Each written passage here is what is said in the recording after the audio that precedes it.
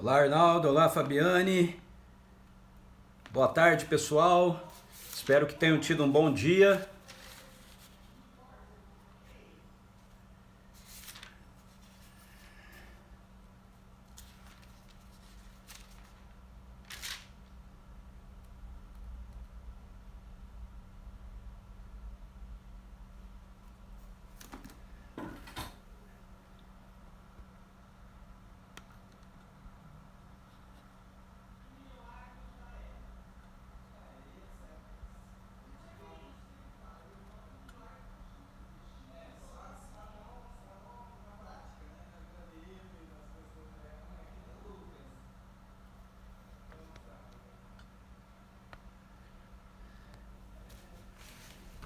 Domingas.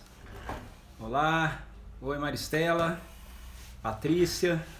Ariane. Oi, Ariane. Tudo bem? Oswaldo, boa noite.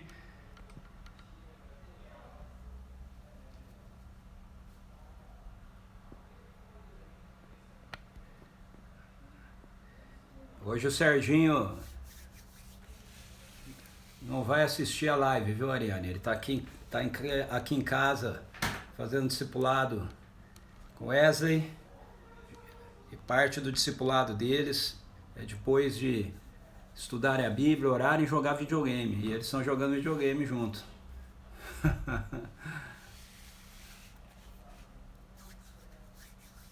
Tá divulgando aí pro pessoal.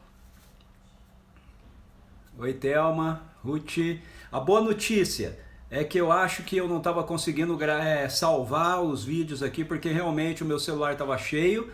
Eu deletei algumas coisas aqui nas minhas mídias e ontem eu consegui salvar a live de ontem, ok? Então ela tá lá no meu canal no YouTube, caso você queira divulgar para alguém ou você não assistiu, queira assistir a de ontem, é só entrar no meu canal do YouTube, Plataforma do Reino, que você consegue assistir, tá bom?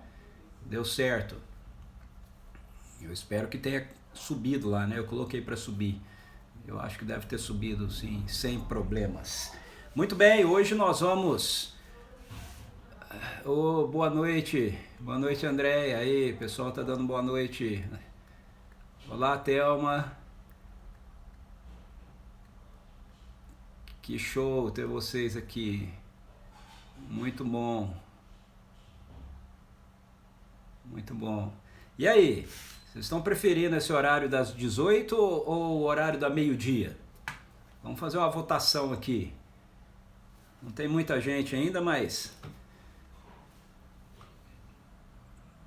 Que horário que você prefere? Esse das 18 ou o da meio-dia? Fabiane, 18. Andréia, 18. Ana, 12. Lúcia Crepaldi, 18. Ariane, 18. Thelma, 18. Ruth, 18. Ana Kelly, 12. Domingas, 18. Opa, eu acho que o 18 vai ganhar, hein? A maioria que tá preferindo 18. Oi, Valéria. Valéria acabou de entrar. Tudo bem, Valéria? Bem-vinda.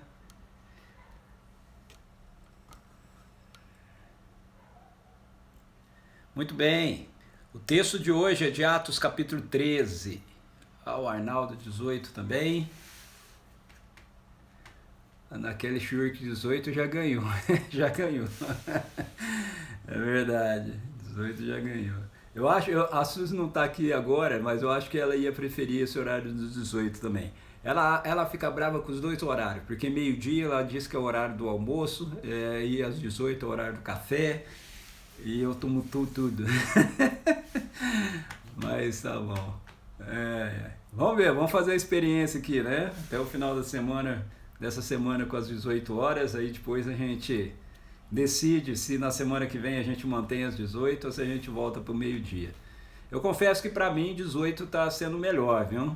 Apesar de estar sendo uma semana bem corrida, ontem eu dei aula a manhã toda e a tarde toda, né? E hoje também. E eu começo a ficar cansado, mentalmente cansado, né? Tem muita coisa, nossa, muita coisa. Mas tá bom, Deus vai dando graça aí pra gente. Ó, a Valéria votou nas 18 também, olha só. Ah, pra vocês é tranquilo, né? Vocês vão me ouvindo enquanto tomam café, né? Pois é, eu não dá pra fazer assim. Mas beleza, gente, hoje nós vamos falar de Atos capítulo 3, ok? O que que acontece em Atos capítulo 3? A partir do derramamento do Espírito Santo, agora nós vamos começar a nos depararmos com o avanço do reino de Deus acontecendo por intermédio da igreja, ok? Da igreja do Senhor Jesus. E o livro de Atos, ele não é um livro apenas para contar para a gente a história de como isso foi, ele é um testemunho de como isso é, ok? Isso é muito importante, escreva isso. O livro de Atos dos Apóstolos não é para nos contar apenas o testemunho de algo como foi, ele é o testemunho para nos contar de algo como é, ok? Essa é a intenção do Espírito Santo com o livro de Atos dos Apóstolos, mostrar para a gente como o reino de Deus ele vai avançar agora continuamente por intermédio da igreja, por nosso intermédio, ok? E vai mostrando para a gente como isso está acontecendo lá no contexto de Atos dos Apóstolos. Então, no capítulo 3, deixa eu ir para o capítulo 3 de Atos aqui, que eu estou no capítulo 3, mais do Evangelho de João. Eu estava lendo aqui, então Nicodemos, eu fiquei pensando, o que que Nicodemos está fazendo no livro de Atos? Mas é eu que estou no livro de João, não é Nicodemos que está no livro de Atos, ok? Muito bem, então vamos lá. Atos capítulo 3, começa a narrativa para a gente, falando a respeito de Pedro e João, eles subirem para o templo, para a oração, para um dos momentos de oração, e quando eles sobem para o templo, eles se deparam com um homem paralítico que era levado para a porta do templo todos os dias. E aquele homem, então, ele olha para eles e ele tem a expectativa, oi Luziara, bem-vindo. Aquele homem, então, olha para eles e ele tem a expectativa de receber alguma esmola por parte deles. O verso 3 diz, quando viu que Pedro e João iam entrar no templo, pediu que lhe dessem um donativo. Então, o verso 4 diz assim, fixando nele o olhar, Pedro, em companhia de João, disse, olha para nós. E o homem olhou para eles com atenção, na expectativa de receber deles alguma ajuda. Então afirmou-lhe Pedro, não possui prata nem ouro, mas o que tenho, isso te dou. Em nome de Jesus Cristo Nazareno, ergue-te e anda. E segurando-o pela mão direita, ajudou-o a levantar-se, e naquele mesmo instante os pés e tornozelos do homem ficaram firmes. E de um salto pôs-se em pé e começou a andar. Logo em seguida entrou com eles no pátio do templo, andando, saltando e louvando a Deus. Quando todo o povo viu andando e adorando a Deus, reconheceu que era ele, aquele mesmo homem que estivera prostrado junto ao portão formoso do templo, e ficaram plenos de temor e perplexidade com o que lhe acontecera. Muito bem, eu queria que você pudesse prestar atenção nessa situação. Tem muitas coisas interessantes presente nesse texto aqui. E a primeira delas é justamente o fato de que esse homem, diz o texto, ele era levado para a porta do templo sempre. Verso 2, aconteceu que um homem aleijado de nascença estava sendo carregado para um dos portões do templo, chamado Portão Formoso. Todos os dias o colocavam ali para pedir esmolas ao que estavam no templo. Veja, esse homem ele é aleijado de nascença e ele é colocado, diz o texto, todos os dias ali na porta do templo para pedir esmolas. Isso significa, então, eu queria que você usasse a sua imaginação, e se ele é levado para o templo e ele é colocado ali na porta do templo, ele é um aleijado de nascença e ele sempre é levado para lá para pedir esmola, e isso significa então que esse homem ele estava nesse lugar, talvez, muito provavelmente, várias vezes que Jesus esteve ali. Então eu queria que você primeiro pensasse nisso, ok? Esse homem ele é aleijado de nascença e ele é levado para a porta do templo todos os dias para pedir esmola. Quando a gente lê os evangelhos, a gente fica sabendo que Jesus foi várias vezes ao templo de Jerusalém.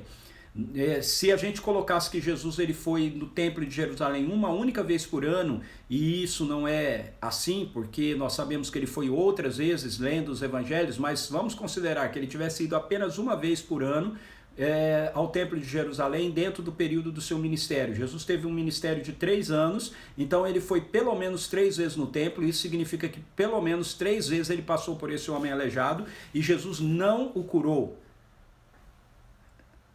Ok? Jesus não o curou. Às vezes a gente tem a ideia, quando nós vemos os evangelhos, que Jesus ele curava todo mundo o tempo todo. Mas Jesus curou muitas pessoas e Jesus curava todas as pessoas que iam até ele, mas Jesus não curou todo mundo e ele não fez isso o tempo todo. E esse homem é uma dessas provas. Mas isso não significa que Jesus não quisesse curá-lo, significa apenas que aquele momento em que Jesus estava exercendo o seu ministério encarnado aqui não era o momento para ele ser curado. Por quê? Porque o momento para ele ser curado era esse. Jesus iria curá-lo através de Pedro e João. Jesus iria curá-lo através da igreja. Então, eu e você, assim como Pedro e João, somos as pessoas através das quais Jesus continua fazendo aquilo que ele estava fazendo quando ele estava encarnado aqui.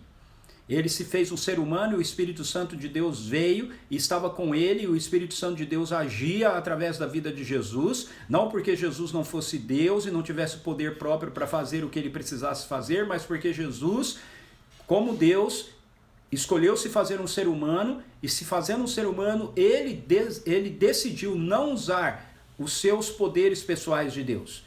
Ele decidiu viver a sua vida como um ser humano aqui, totalmente dependente da terceira pessoa da Trindade, totalmente em obediência ao Pai. Ele fez isso para poder viver realmente como um ser humano e também para poder mostrar para mim e para você como deve ser a vida de um ser humano, a vida humana, quando nós vivemos a nossa vida projetada dentro daquilo que Deus planejou para nós. Então, o mesmo Espírito que habitou sobre Jesus foi derramado no Pentecostes e sobre a igreja, e agora ele está conosco, ele caminha conosco, ele é dado a todos aqueles que são seguidores de Jesus, com o intuito de que aquilo que Jesus fazia enquanto ele estava encarnado aqui como ser humano, ele continue fazendo agora através do corpo espiritual dele, que é a igreja. Isso significa que ele continua agindo através da minha vida, e através da sua vida, e através de cada um dos seguidores dele. E talvez você diga assim, mas eu não vejo ele fazer isso através de mim. Mas veja, o texto nos diz, aqui vem o segundo ponto, o texto nos diz que Pedro e João pararam e olharam para aquele homem. Pedro e João o notaram. O verso 4 diz, fixando nele o olhar, Pedro, em companhia de João, disse. Fixando nele o olhar, Pedro, em companhia de João, disse. Então, nós somos seguidores de Jesus, discípulos de Jesus, nós estamos vivendo em missão no mundo e Jesus está fazendo as coisas agora através de mim e através de você. Mas como ele faz? Assim como Jesus passou por esse homem, e eu tenho certeza que ele passou por ele várias vezes ao longo do seu ministério terreno, mas Jesus não havia olhado para ele, não era o momento de Jesus fazer alguma coisa por ele. Nesse momento, Pedro e João o enxergam, Pedro e João vê, Pedro e João fixam os olhos nele. Então, quando eu e você estamos vivendo a nossa vida, a pergunta é, nós estamos fixando o nosso olhar na vida das pessoas que estão ao nosso redor? Nós estamos fixando o nosso olhar na vida dos paralíticos que são colocados nas calçadas das nossas cidades, das nossas ruas? Nós estamos fixando o nosso olhar para a vida daquelas pessoas que são rejeitadas? Nós estamos fixando o nosso olhar na vida daquelas pessoas que passam por nós? Nós estamos fixando o nosso olhar e percebendo a necessidade deles, percebendo que eles olham para a gente e eles estão nos pedindo algo. Jesus opera através da gente à medida que nós fixamos o nosso olhar nas pessoas com suas necessidades ao nosso redor. Enquanto nós vivemos a nossa vida distraídos, enquanto nós vivemos a nossa vida interessada apenas em nós mesmos, enquanto nós vivemos a nossa vida sem perceber a dor dos outros, sem perceber aqueles que estão ao nosso redor, sem sermos tocados pela compaixão de Jesus para com essas pessoas, a vida de Jesus que está em nós não vai se manifestar através de nós, não vai fluir através de nós em favor dessas pessoas. Então nós precisamos aprender aqui no texto com Pedro e João que nós precisamos olhar para as pessoas que estão ao nosso redor. Nós precisamos fixar nelas o nosso olhar. Quando as pessoas nos chamam a nossa atenção, nós fixamos nela o nosso olhar, elas têm expectativas com relação àquilo que nós vamos poder fazer por elas. Isso é outra coisa que o texto bíblico nos mostra. Conversando muitas e muitas vezes com o Wesley, né, um dos meus filhos que vocês conhecem, ele sempre diz, quando eu saio, eu vou para a rua, eu fico impressionado como os moradores de rua me veem, como os moradores de rua vêm falar comigo e tudo mais. E um tempo atrás eu estava orando e perguntando para Deus, por que os moradores de rua me enxergam? E o Espírito Santo disse, não é eles que te enxergam, é você que os enxerga. Uau! Uou! Olha o que o Espírito Santo disse para o Wesley, não é os moradores de rua que te enxergam, é você que os enxerga. Então, como o Wesley os enxerga, como o Wesley para e ele vê e ele olha para essas pessoas notam que ele está olhando para elas e essas pessoas têm expectativa de que ele tenha alguma coisa para oferecer a elas. Foi isso que aconteceu com esse homem aqui. Quando ele vê que Pedro e João têm o olhar fixo nele, ele tem expectativa de receber alguma coisa. Veja o verso 5. E o homem olhou para eles com atenção na expectativa de receber deles alguma coisa. Por quê? Porque Pedro e João olharam para ele, o enxergaram e disse, olhe para nós. E o homem olhou para eles com expectativa de receber alguma coisa. Então, quando nós, como igreja de Jesus, nós vivemos a nossa vida em missão e nós olhamos para as pessoas e nós dizemos para ela, ei, olhe para nós, as pessoas têm expectativa de receber alguma coisa. Nós estamos vivendo nesse período agora aqui confuso, né? Onde várias coisas são decididas numa hora e em outra hora deixa de ser decidido. Toda essa questão, à medida que o tempo vai passando, algumas dificuldades começam a emergir na vida das pessoas. Eu não sei você, mas eu tenho lidado com muitas pessoas com dificuldades emocionais, dificuldades agora começando a se manifestar algumas necessidades materiais e etc. Eu tenho certeza que você conhece pessoas assim também, que você está lidando com pessoas que estão carregadas de medo, de ansiedade, de como vai ser as coisas e etc. É hora da igreja, é hora de cada um de nós olharmos para essas pessoas sem medo e dizer para elas, ei, olhem para nós. Sabendo que elas têm expectativa de receber alguma coisa de nós e nós temos algo para dar a elas. Então o texto diz que eles olham com expectativa para Pedro e João, esperando que eles dessem a ele alguma coisa. E Pedro e João tinham alguma coisa para dar para eles. Algo melhor do que ouro e prata. Aquele homem estava esperando receber algo de Pedro e João, mas eu garanto para você que o que ele estava esperando receber não é o que ele recebeu. Ele estava ali pedindo esmolas, ele estava ali pedindo donativos. E quando alguém olhava para eles e alguém oferecia, mostrava que iria oferecer alguma coisa para ele, certamente era das sobras daquilo que as pessoas tinham ou um pouco daquilo que as pessoas tinham. Ele ia receber algum tipo de donativo, algum tipo de moeda para ajudá-lo. Tanto que ele era colocado na porta do templo todos os dias.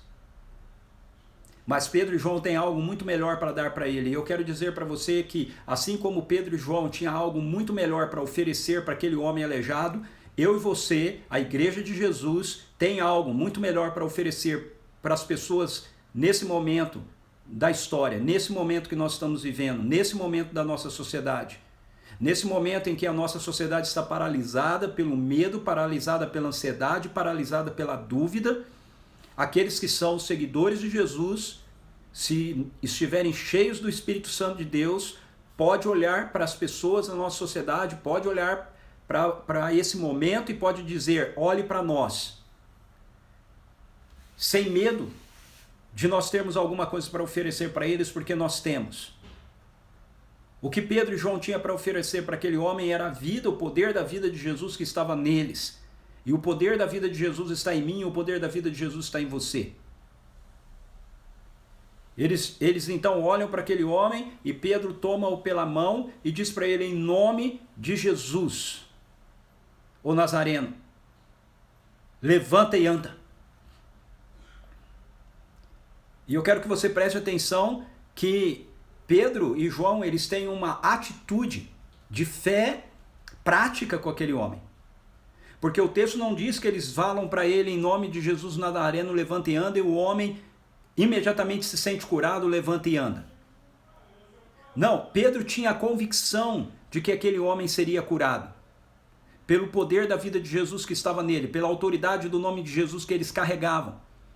E aí Pedro diz para ele, em nome de Jesus Nazareno, levanta e anda, mas preste atenção que você vai ver que o milagre acontece apenas depois que Pedro o pega praticamente no colo e o coloca em pé.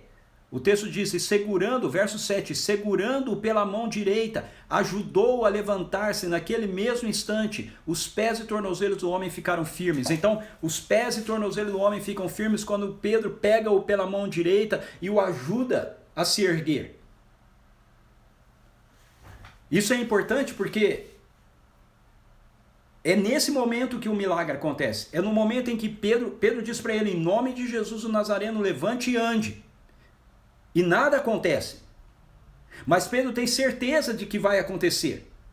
Então Pedro pega na mão direita dele e o ergue, mesmo ele sendo aleijado, e o ergue. Quando ele é erguido, o texto bíblico diz que os seus pés, suas pernas são fortalecidos. Ele é um aleijado de nascença, você entende o que é isso? O milagre aqui não é meramente que ele anda, a musculatura das pernas daquele homem foram reconstruídas, os nervos foram reconstruídos, a força na sua coluna foi regenerada. Ele tinha aqueles membros, a coluna, as pernas atrofiados, muito provavelmente mirrados, porque ele era um paralítico de nascença.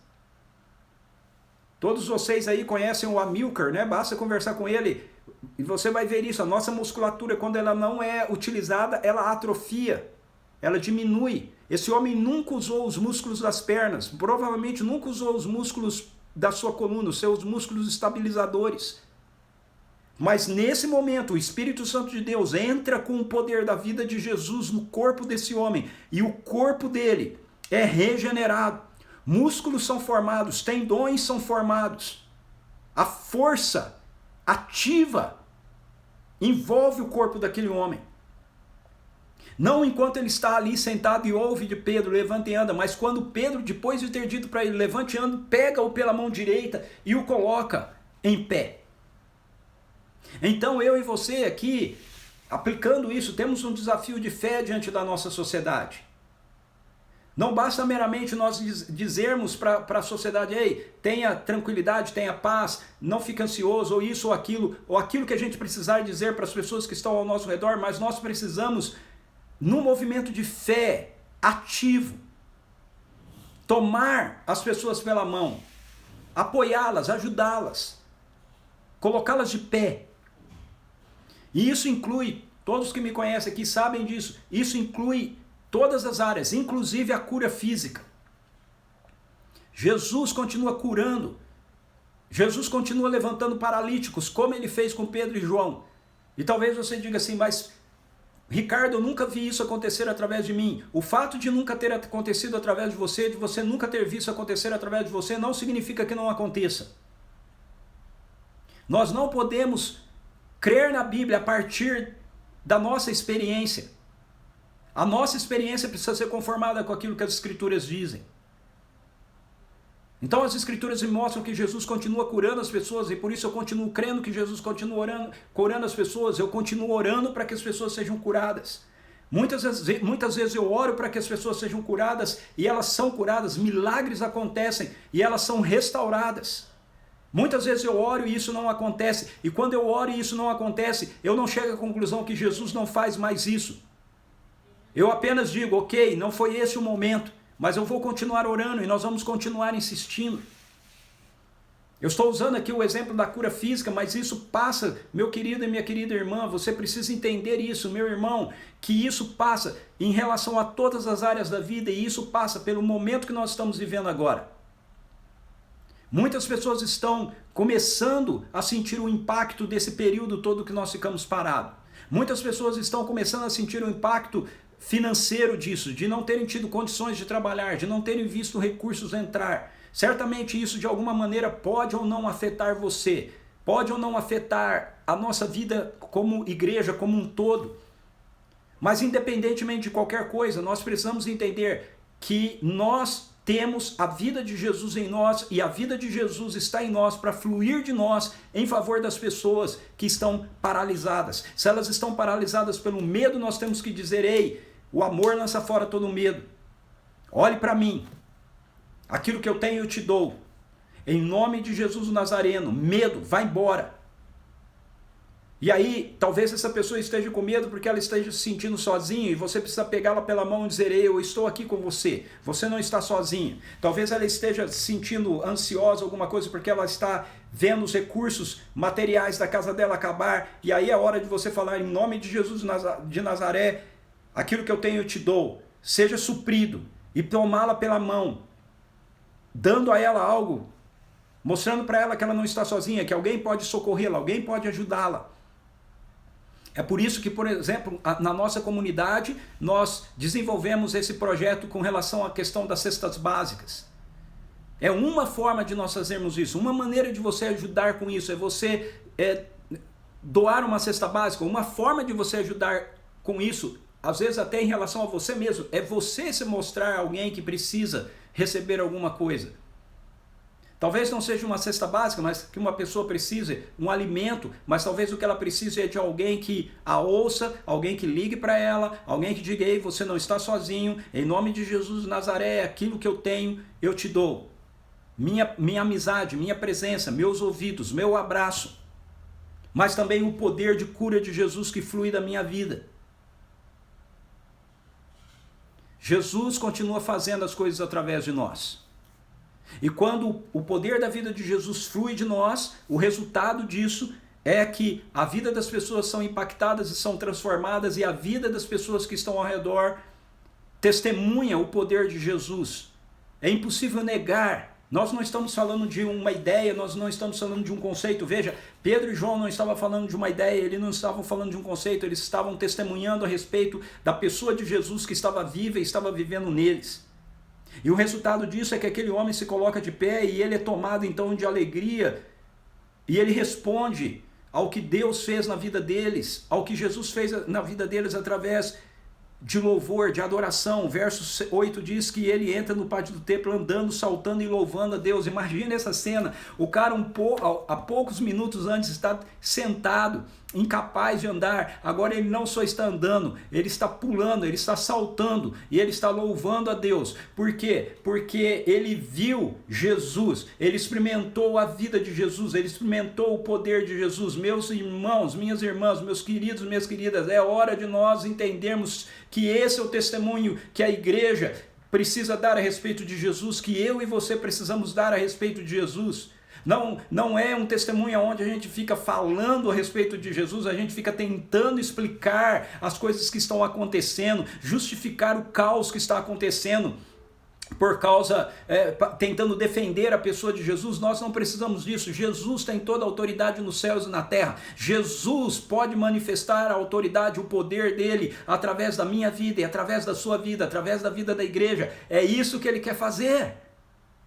Pedro e João não ficam explicando para aquele homem por que ele é aleijado de nascença. Olha, entenda, é o diabo que age, é a queda que aconteceu, não é Deus que fez isso com você, não. Eles olham para ele e dizem: em nome de Jesus de Nazaré, aquilo que nós temos, nós te damos, levanta e anda. E o resultado disso na vida daquele homem é saber que Jesus não é uma teoria, que Jesus não é uma religião, que Jesus não é um argumento, que Jesus não é um conceito, que Jesus é uma pessoa e que ele está vivo e o poder dele está vivendo dentro de nós, e o poder dele flui de nós para transformar a realidade da vida das pessoas. E quando isso acontece, não há como as pessoas responderem de uma maneira diferente. Veja, esse homem experimentou o poder da vida de Jesus nele, o resultado disso é que ele sai saltando, pulando em louvor e adoração a Deus. O resultado disso é que todos aqueles que olham e veem o que estava acontecendo na vida daquele homem são tomados de temor, ficam perplexos com o que havia acontecido. É o que diz o verso 10. E aí então, isso cria para Pedro e João um contexto para que eles possam proclamar e anunciar a realidade do reino de Deus. E é isso que vai acontecer dos versos 11 até o verso 26. Pedro e João, mais uma vez, vão testemunhar sobre Jesus. Eles vão mostrar que aquilo que aconteceu não aconteceu por causa deles. Eles não eram pessoas especiais, eles eram apenas pessoas que carregavam a vida de Jesus neles. E quando eles alguém carrega a vida de Jesus nele, coisas extraordinárias, coisas maravilhosas acontecem. O reino de Deus chegou. E nós então podemos dizer para as pessoas isso. Olha como termina esse capítulo dizendo, verso 26, Pedro diz, sendo assim, tendo Deus ressuscitado o seu servo, enviou primeiramente para vós, a fim de abençoar-vos, convertendo cada um de vós das vossas vidas pecaminosas. No verso 16 ele diz, pela fé em nome de Jesus, o nome curou esse homem que aqui vedes e bem o conheceis, sim, a fé que vem por meio de Jesus deu a este agora saúde perfeita, como todos podem observar.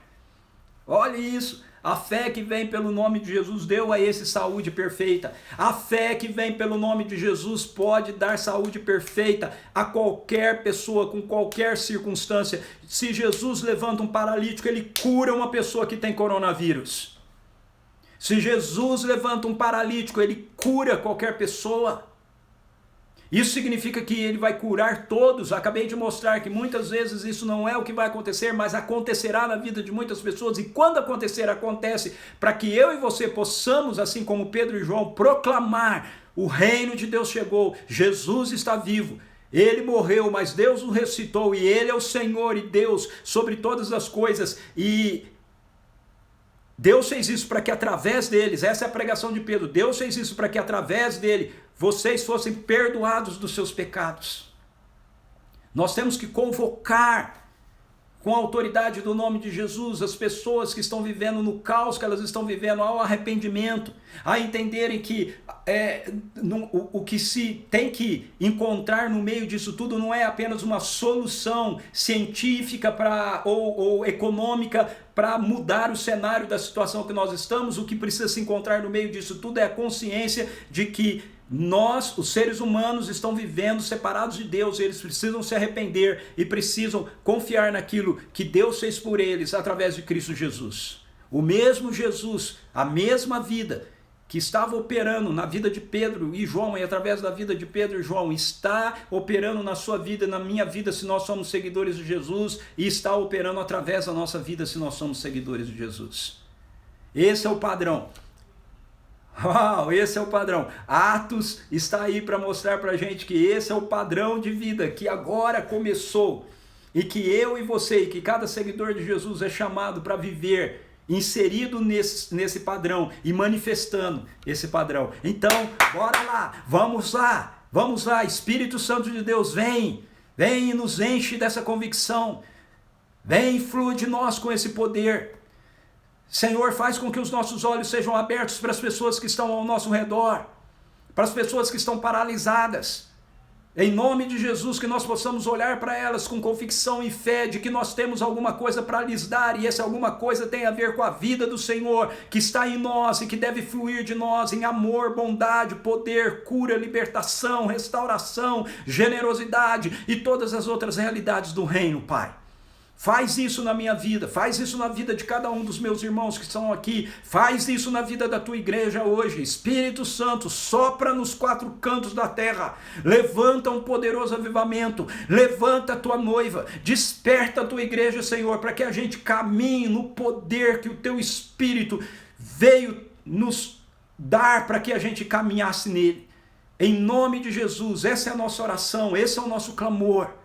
Que nós vejamos paralíticos se levantando e andando, pessoas saindo da situação que estavam e saltando de alegria e louvor a Ti, pessoas que deixem aqueles que estão ao redor perplexos com aquilo que aconteceu na vida delas, e assim crie para nós o contexto de afirmarmos: Jesus está vivo e Ele está dizendo para vocês se arrependerem e se colocarem debaixo do seu governo amoroso novamente. No nome dEle nós oramos, Pai. Amém. Amém. Amém, meu querido, minha querida. Muito bom estar com você aqui nesse tempo. Ok? Jesus abençoe a sua vida. Amanhã nós estamos juntos de novo às 18 horas. Um bom descanso para todos vocês. Vamos orar, vamos abrir os nossos olhos, vamos nos disponibilizar nas mãos do Senhor e vamos ser usados por Ele. Vamos ser usados por Ele. Ele quer nos usar como usou Pedro e João, ok? Então, divulgue aí para os seus amigos. Quem não assistiu a live tem a oportunidade de assistir ainda, porque ela fica aí à disposição no nosso history. E mais uma vez eu vou tentar ver se eu consigo salvar essa aqui também e ir lá para o meu canal do YouTube, ok? Jesus abençoe você, um beijo no seu coração, amo vocês.